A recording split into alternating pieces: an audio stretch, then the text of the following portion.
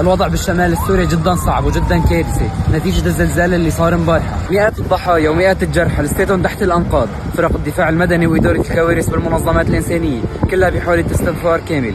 وبالرغم من كل الجهود الحالية لكن للأسف في نقص كبير بالمعدات والآليات الضخمة نتيجة كبر الكارثة والأبنية المهدومة بشكل كلي أو جزئي.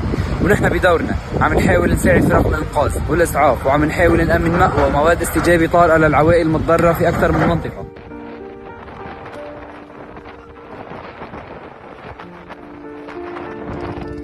الله أكبر، من غيرك يا الله، من غيرك يا الله، من غيرك يا الله. الله أكبر. اللهم صل على سيدنا محمد، اللهم صل على سيدنا محمد.